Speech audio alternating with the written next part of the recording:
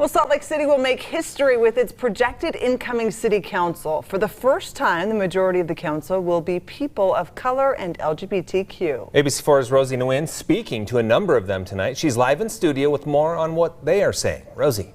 Glenn and Emily, not only will this council be the most diverse in terms of race and sexuality, but they will also be the youngest group the city's ever had.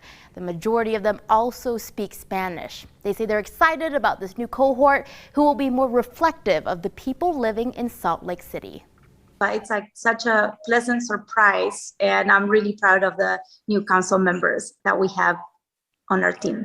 District 4 Council member Ana Valdemoros made history 2 years ago as the first person of color elected to the Salt Lake City Council.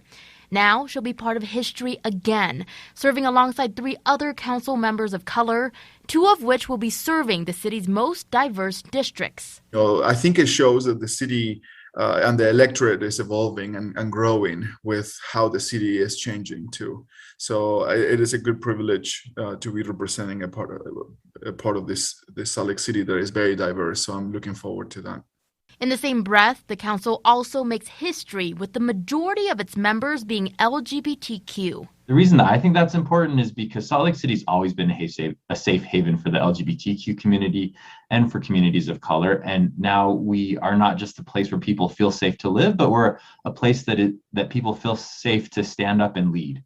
District 7 council member Amy Fowler says she hopes the new and diverse faces coming to the city council will encourage more constituents to voice their needs and engage with their elected officials.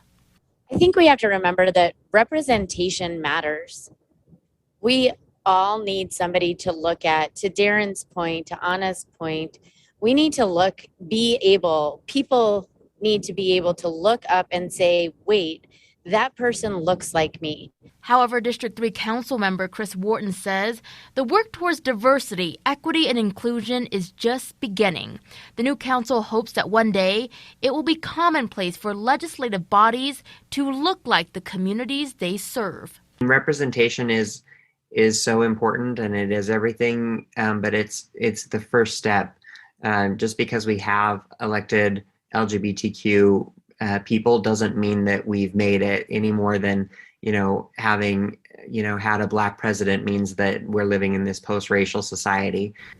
Victoria Petro-Eschler won the election for District 1 and will be serving as the 4th person of color on the council for the next 4 years. As a result, the city appointed her to fill the vacant seat of District 1 for the remainder of the year. Emily, back to you.